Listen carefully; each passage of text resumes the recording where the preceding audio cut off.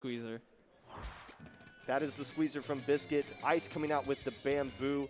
Very aggressive comp coming out from the side of Starburst, not FTW. Not seeing that Splatbrella that we saw earlier, but we do see the Soda Slosher from KO. As one player immediately goes down for Starburst, and one player goes down for the side of not FTW. So trades coming out early and often as we see some players immediately going at it and meeting each other. They've been wanting to see this fight happen themselves. And the key difference that we're going to be seeing during this set is the distinction in play styles. We're going to seeing a bit more of a traditional sense from that Starburst composition with Ice on those charger weapons. We see Bamboo here, but could switch to a more traditional backline in the future. But that's going to be the main difference, using these specials to push in as they usually would, not focusing on picks. And Keo going down to a stray bomb. Biscuit able to trade back, and now they're fighting on Slick. Able to get the pop, and I believe that's FT Win is able to cap it out just barely. Leafy throwing down that Booyah Bomb, and a very, very close scrap. And if Biscuit wasn't right there to finish off those two picks from Keo, it was not going to work. But that's the kind of sacrifice that you need to make. You need to be able to just go down for your team and understand and trust that your teammate is going to be able to follow up. Here comes Starburst once again with all of these specials online. It looks like they're very close to capping, but Popgun, I see a Booyah Bomb coming in, and there's one player down from Starburst. They're barely unable to cap. FT1 just backed up and let them all flood in, and now there's two down to the side of Starburst. Kyo fighting, there's two alive, and Biscuit is able to find one on the other side, and that is going to be probably the game. Here come the bubbles. Wow, and that is going to do it. Game one dominantly going into the favor of not FTW. Wow, that's a good win. That's a good win. The record now being pushed up 16-0 for not FTW. As Starburst coming in here, the #1 seed, and you looked at the problem they had right there. Maybe a little bit of nerves being on this stage. To some extent, you saw them. They did the right place. They were popping the specials. They were going in with it. They were getting the picks. But then all of a sudden, Biscuit sends a whole galaxy of bubbles onto your plat and then gets another pick to follow up with that. Yeah, definitely a problem that not FTW was presenting there. I want to talk about Biscuit for a second. Yeah. Because we've seen Biscuit kind of be like one of the best Nautilus players that we have here outside of Japan. Switching the Squeezer, that Squeezer's been a problem on stream so far. Right. I mean, Biscuit, so the reason that Nautilus even worked was because it's just so dependent on mechanics. You need to be almost perfect with your shots. You need to be really solid with your positioning and your mechanics and how you swing those wide shots when you have the charge held. And because of that, and especially because of the inkjet, that mechanic is going to transfer over really well to Squeezer if you practice. And because of that, and because of the incredible offensive potential of those quick pop bubbles that we see from the Squeezer, it's almost impossible to deal with, especially because of the range that the Squeezer has, and because it can paint so well in the short burst mode that it has, right? And because you have those two different options, because you have the really aggressive lethal bomb, and because you have the amazing special, Squeezer's one of the best weapons in the game if you put it in the right hands. Squeezer's going to work out really well here, too. This is the counter pick that Starburst is using, busting out here. Albacore Hotel. And again, this is you have to win this one if you're Starburst. I mean, you can't afford to lose on your own counter pick and have to go against two of not FTW's picks if you want to win this set. Yeah, that suction bomb getting nice. But that's the bubbles I was talking about. And then follows it up with another pick right there, just getting kind of a laser down on that with that Squeezer. So it's kind of pick your poison with this FTW team because all the players just have the right opportunity to pop off when needed. As now we're just waiting on, I think, one more player to ready up. I think they're just kind of taking this time to just kind of relax and recollect themselves, getting ready for that second game. I think that what you said there is... Let's go, Power. Power on the spec cam. And yeah, that is. Okay. Great. So we're getting back into this. And to that point, I also wanted to say, because they all have that pop-off potential, they all can get straight picks. And I think that was the difference that we saw. And because Albacore is such a confined map mode, the same idea that Climb had with Wahoo World, they're trying to get them into really close quarters team fights. And let's see if FT can utilize these flanks well, as we're seeing not much change. Double 52 gal, Kyo? This used to be the map they would use double ballpoint on, if you remember. Now, yes. Look how much the meta's changed. It's now double 52 gal. As Kyo gets a nice pick on King Dog, as Ice kind of coming out here with the V-Jet, not the C-Jet, so we're going to see missile spam instead of ray spam. But look at what Starburst is coming out here as well. I think the main reason they picked this one is so they can get that Rapid Blaster Pro. I believe that's the Ink Armor one with Ink Wall as well. So trying to use the range of that weapon. But oh no, King Dog, you can't swim. You're allergic to water. What are you doing? And 2 more players going down for Starburst. Now, not FTW looking way too comfortable right now. They really want to try abusing that range, abusing the mist and the walls, and it seems like they're not able to do too well with that. Here comes the specials that they've been trying to use. The bubble's able to pop the zone, but now they've got nothing left to keep going, and FT has not gone down, and they're going to have all their specials back. Here comes the first Booyah Bomb. Jared able to find a pick, Biscuit able to trade it right back, and here come the bubbles. This is going to be a pop right in the favor of FT, but not if he goes down. That missed, able to secure the kill, and with that bomb, able to get them, and that's 3 down for FT as Starburst is finally able to start pushing up. This is the first time in the set where Starburst has an opportunity to feel at least comfortable, like they're not constantly under duress, as they do have a lockout situation going on here. They should be able to get a lead, but specials are being built up on the side of not FTW. They do get the lead, but immediately surrender the zone right back, and here come all those Booyah Bombs. Man, double Booyah Bomb.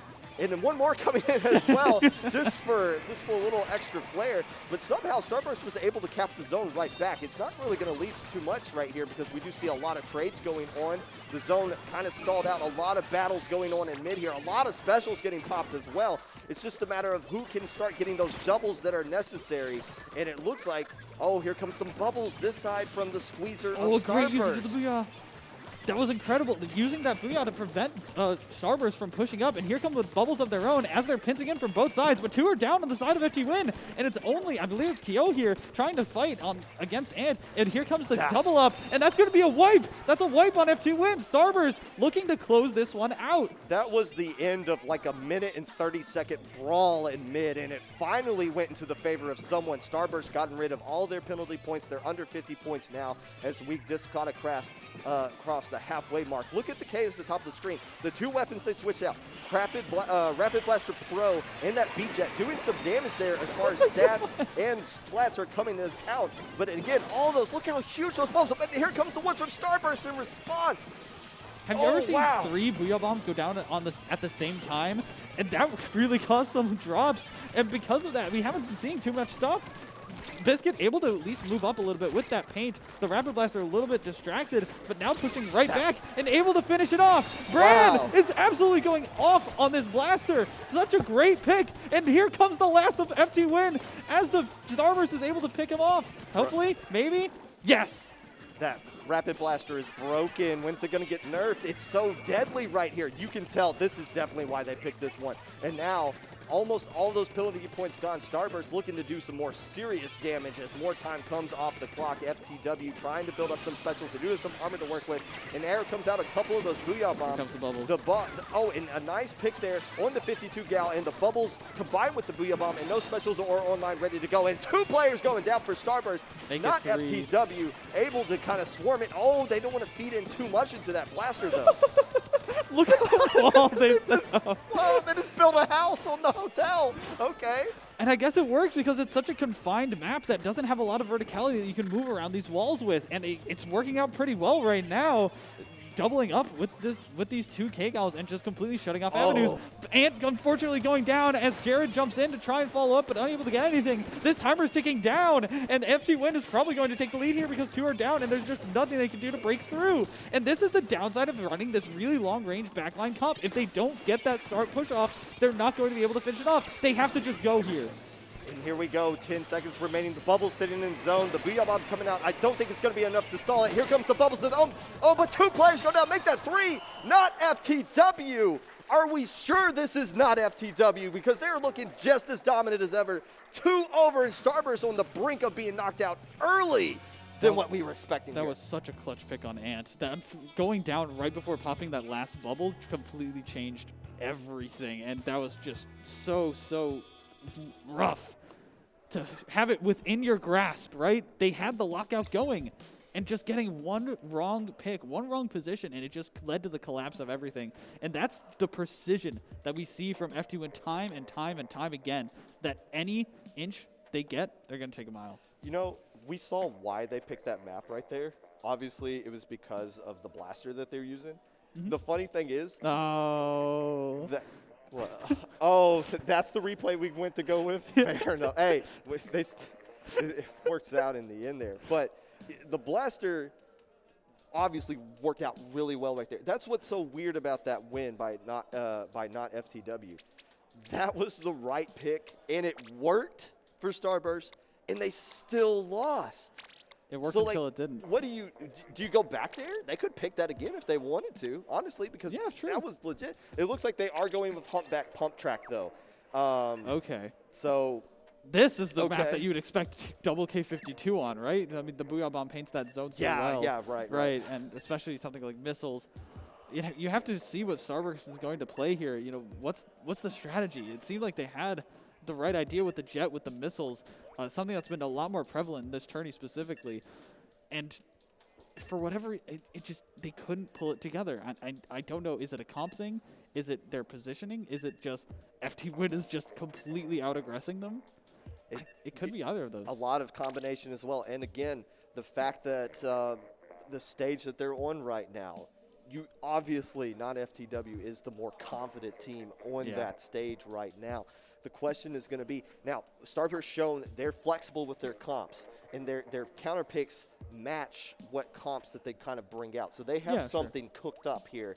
And potentially, if this is the game 3 map they want to go with, they probably feel like this could be their best chance to get a dub here. So we'll see what kind of comp they bring out right here. If they want to avoid going to losers finals and a potential rematch with Arctic Moon, that's probably the last thing they want to do today. And they've been training. Oh, it's Rainmaker, actually. Wait, it's Rainmaker? I thought it was Splat Zone, so they're going to go down with Rainmaker. Is that a silver arrow spray? Oh, my Lord. Pika, where are you at? Silver arrow spray. The meta is completely thrown out right here. Now, they're going with that to get the quick pop with the curling bombs, I'm assuming. Yes, that is the main thing. And as well, it's really nice for pushing up around that elbow because of how much paint it puts out, because of all the explosions that it's able to put off in a really confined area, best people up, really bonk them out of their positions. Jared pushing up here on the right side. And here comes the bomb rush. They still kept onto it. And here comes Kyo, able to find a really nice pick with that Slosher. Booyah coming in as well. But they still have that curling bomb rush. Jared finding a nice picker. That's 2 down on the side of FTW. The Inkjet is going up, but it's not able to find anything. Going down as well. This is going to be a really strong push. And here we see that Rapid Blaster again. Able to put out so much long-range pressure. Kyo able to dive in, find the Rainmaker. But will it be enough? There's 2 down on either side. It looks like they're going to try and just run it. They are able to, just barely. That splashdown, the reason Kyo used that right there was to eliminate all those bombs. As soon as they land, all the bombs disappear. So that it's a machine, the clear counter to Silver Arrow Spray. Everyone knows that. But yeah, if Starburst wins this one, the Silver Arrow Spray is going to be a help. But the key feature is they need that K-Gal and that Rapid Blaster Pro to start popping off here. Not FTW, finding a way to get lead right here. And this could be potential. A knockout. Well, one player does go down. It's the Rainmaker, but Booyah Bomb, they might get the insta pop right here. Kyo throwing a Fizzy Bomb as well. Jumping splashdown. How many players are going to die to this one? Just one. Takes down. No, the Rainmaker escapes. Able to get down just barely, but that's still a super strong push. 26 is not something easy to get, especially if you're alone here. Able to get the jump. That's a complete wipe. They're going to be able to get control of mid and probably this right side, but can they find their positioning?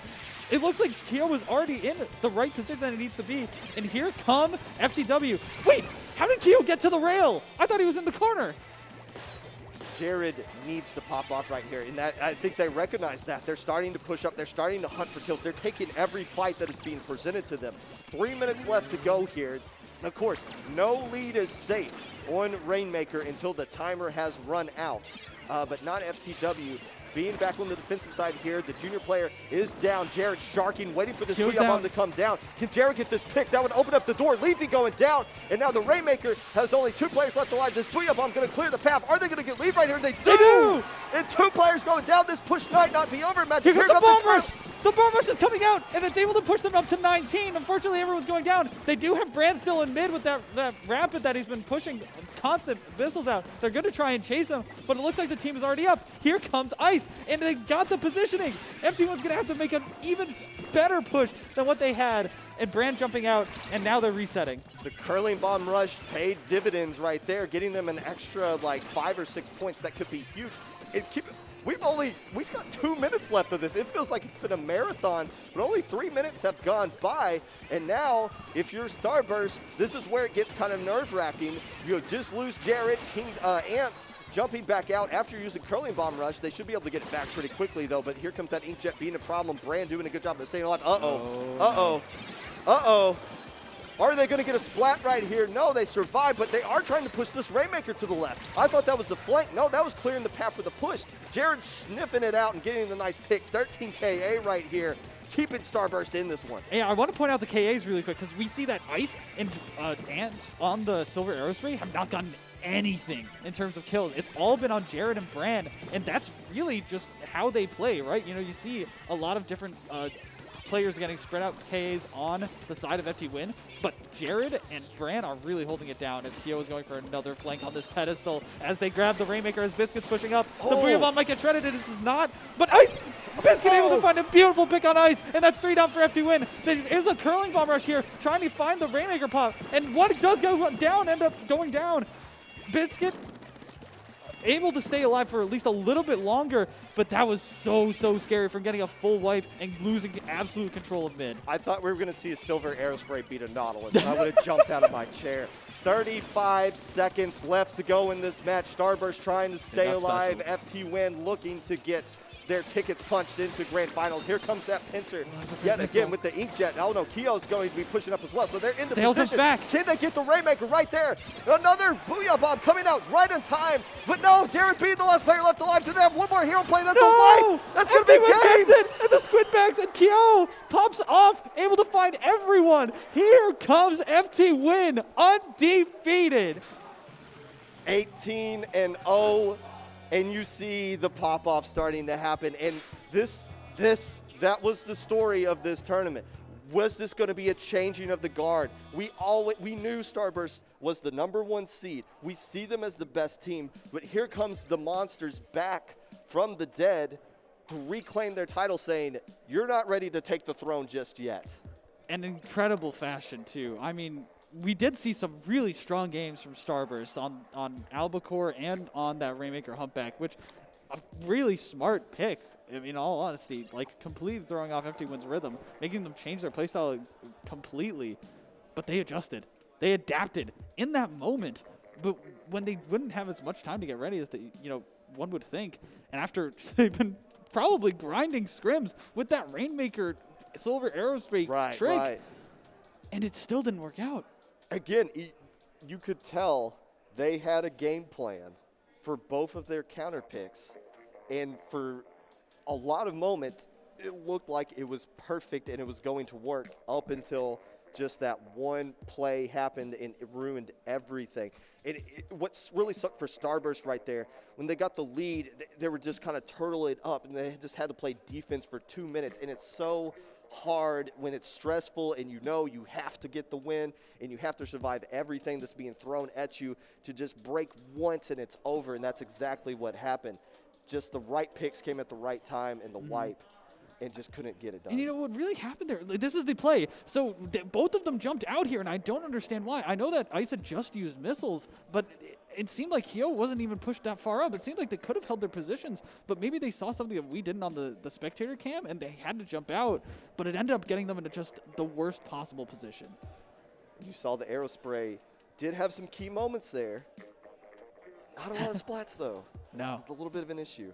It keeps the pain up, right? And, yes. It alleviates that for a lot of the other teams, for the other team members. And because of that, a lot of people see it as like a positive thing. But it just doesn't put in the work, especially against a team that's so aggressive. Now, not FTW gets a little bit of a break. Maybe they're going to hit up the pool, the hot tub. Maybe go play a round of mini golf just to kind of decompress. And now we start thinking, okay, Arctic Moon almost got Starburst there.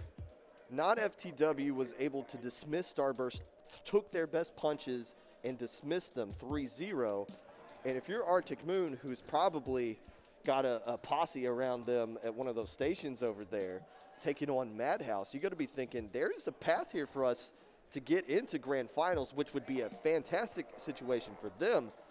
But maybe they could be the next one to challenge the throne. They probably could be, and I'm seeing a lot of pop-ups here. I think that's Crayons popping off over on one of the side stations, as we see on the bracket here. Climb versus Crayons, looking to be an interesting set that we mentioned, then Arctic Moon versus Madhouse. There is no telling what this bracket holds.